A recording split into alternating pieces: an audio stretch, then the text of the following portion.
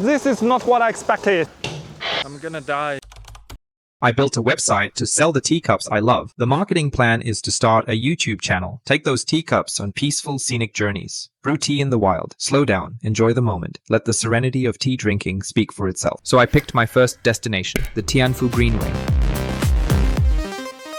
A massive 7,000 kilometer urban trail system built across Chengdu, designed entirely for walkers and cyclists. By 2035, it's expected to stretch 16,800 kilometers, making it the longest greenway in the world. Perfect for slow aesthetic cycling, perfect for brewing tea in nature, perfect for filming the kind of content I wanted to create. I went on a scouting trip with my drone and camera, but the day ended somewhere I never thought I'd be. I got up at 6 a.m. and headed straight to the trail. The weather was soft and overcast, surprisingly cool for summer. I rented a shared bike and rode along the path. I scouted angles, imagined the shots, and flew my drone across lakes, wetlands, and bridges. From above, the trail weaves through the city like a quiet river. Here's what it looks like.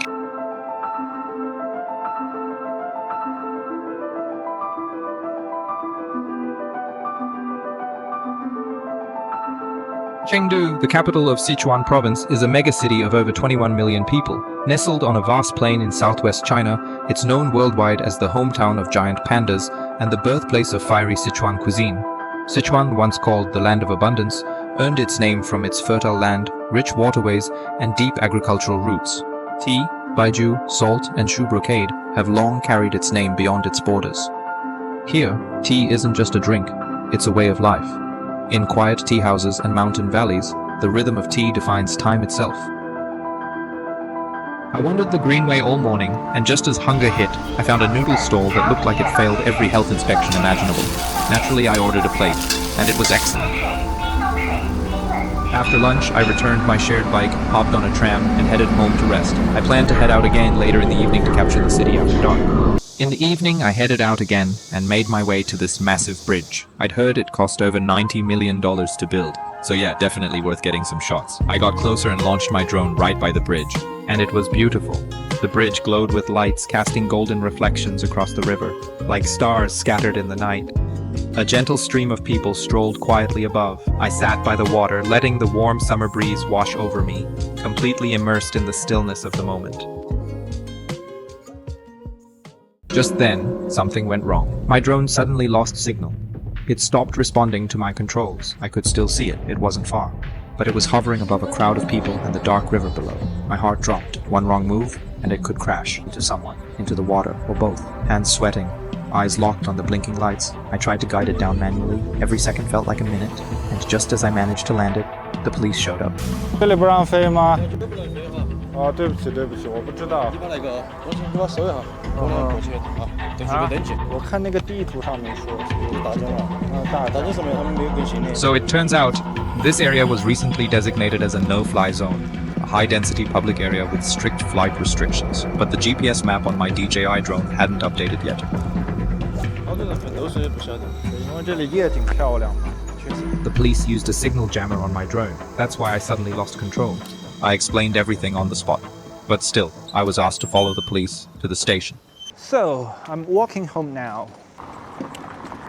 My drone has been confiscated for the night, and I have to come back tomorrow to pay a fine of 200 yuan and get my drone. So it's about 30 US, it's not too bad. Originally, I was planning to do the trip and video tomorrow because the weather looks pretty good tomorrow. Well, the plan is now pushed to the day after tomorrow. It is how it is. Yeah, that's it. I'll see you tomorrow. I'm on my way to get my bike. I just picked up my drone from the police station. With the rest of the day free, I figured I might as well sort out a proper ride for tomorrow. No more shared bikes. Since I've done absolutely zero training for long-distance cycling, I went with an e-bike.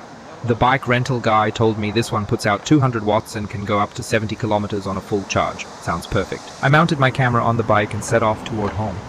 I wanted to test the rig to make sure the footage wouldn't be too shaky or suffer from any technical issues. The goal was simple: eliminate surprises, so tomorrow's journey and filming go as smoothly as possible. It was also a chance to get familiar with the e-bike, how it handles, how it rides, and ease into the rhythm before the real trip. And of course, I'll need a solid night's rest to take on tomorrow's ride. Oh, actually, I don't want want to scratch that shit. After yesterday's scouting trip, I now have a solid understanding of the Greenway. For tomorrow's main ride, I've chosen its most iconic segment, a 100-kilometer loop that encircles the entire city. This route weaves through 121 parks and wetlands and crosses 78 architecturally distinctive bridges. It's the perfect setup. I get to experience the Greenway in depth, capture a wide range of cinematic visuals, and quietly feature my handcrafted T-bowls along the way. One ride, 3 goals. Not bad, right?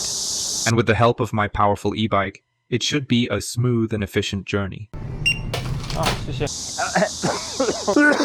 I'm standing on the world's longest urban trail. Finally, I'm here, the start of the real adventure.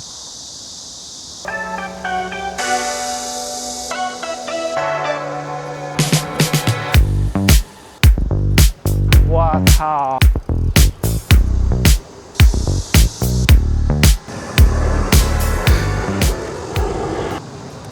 Look what I find, a perfect bridge for plane spotting.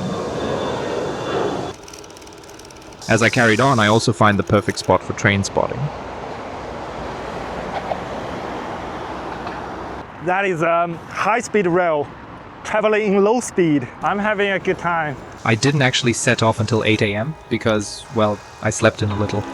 Riding on a bike for a long time is not good for your prostate. I don't need my prostate when I have freedom like this. As you can see, unlike on my earlier scouting ride, today the sky is blue with just a few scattered clouds, which means it's going to get very hot. The forecast says the temperature will climb to a scorching 39 degrees Celsius. This is where you can learn everything about these. My plan is to finish the entire loop and all the shots in about 4 hours, which should get me back around midday, just in time to dodge the brutal peak heat at around 2 p.m. The path is almost empty today. Chengdu's summer is extremely hot and humid, so it's rare to see anyone out cycling or walking in this kind of weather. Every now and then, I come across a few serious cyclists. The kind who can overtake my pedal plus electric power using just their legs. Impressive. And then there's me, a proper businessman grinding it out for the sake of my online store. I did try to keep up with a pro cyclist, throwing in full electric and leg power. After a few back and forth sprints, I surrendered. The temperature was rising faster than I expected, so I took a short break. I need a break. Luckily, there's a rest stop every 2 to 3 kilometers along the Greenway, with drinks and bathrooms. Oh, it's so hot. A short break later, I set off again. I'm cruising happily along the Greenway, surrounded by endless fields. Instead of lining the path with ornamental plants, they've planted over 16,000 acres of crops. And there's an app where you can buy the produce when it's harvested. That's pretty clever.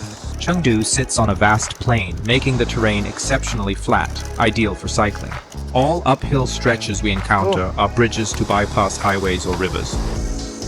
2,000 years ago, this was the independent kingdom of Shu, renowned for its fertile land and abundant water. In 316 BC, the northern Qin king declared that such a rich territory shouldn't lie beyond his realm. Using a golden ox as a deceptive gift, he lured the Shu king, then invaded and conquered Shu, ending its long-standing civilization. As they say, the rest is history. Over time, waves of Han Chinese migration absorbed the Shu people, blending their culture into a larger current, until the ancient kingdom became legend. Then I stumbled on another legend. My e-bike was about to run out of power. I had roughly 30% battery left, but I'd only covered about 30 kilometers so far. Remember that guy who rented me the bike yesterday? He said it could go 70 kilometers on a single charge. That is a fucking lie. So now, I'm desperate to find a place to recharge. Next thing I know, I'm pushing my bike up a bridge. With the battery's extra weight, riding uphill would be exhausting beyond belief. The temperature's climbing fast, already 37 degrees. Sweat soaks through my clothes, and a wave of hopelessness and anxiety wells up from deep inside. Right at that moment, a glimmer of salvation showed up. A little roadside business. 嘿嘿，能不能给我车充下电，然后我吃点东西？你们要往这边走是吧？本地的吗？不是，来旅游。云南的。你们呢？我们也是来这边学习，然后就从西藏过来的。西藏，怎么选个那么热的天来吃啊？你们？什么都那个被收走了。Now, I'm comfortably resting under a canopy while the shop owner wheels my bike into the back storage to charge. Looks like I'm stuck here for a while. I downed a bottle of cola in one go. Around me, the sharp chirping of cicadas fills the air. Though the sun isn't beating down directly, the heat is still overwhelming. Lucky to have found this place, I tell myself. I'll wait here until my battery's fully charged, then get back on the road to finish my journey. 充了3格了，可以。哦，充了3个啊。这是你自己的地。对，拆了我的房子，修的路。40对吧？总共。好。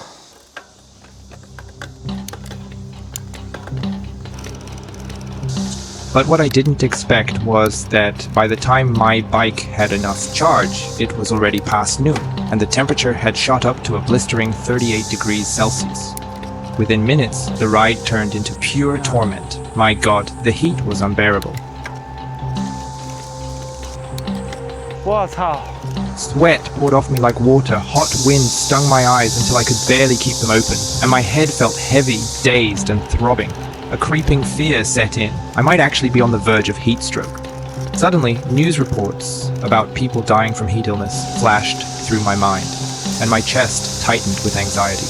At that point, I pulled out my phone, desperate to find the nearest way out. My hands could barely keep the handlebars steady. The bike wobbled beneath me. Every ounce of strength was gone. I need to find somewhere to get off this greenway. My head throbbed, dizziness clouded my vision, and my thoughts grew sluggish. This is it, I can't go any further. 哪里可以出去啊，师傅？哪里可以出去？刚才那个口可以出去哈。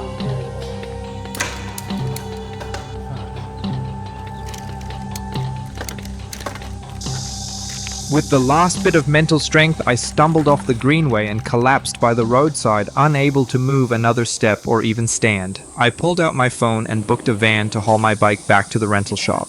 Then I ordered a ride for myself. I was done. I couldn't take another minute out here.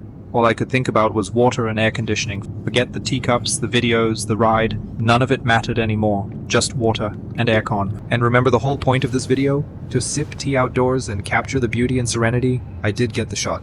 And here's how it turned out.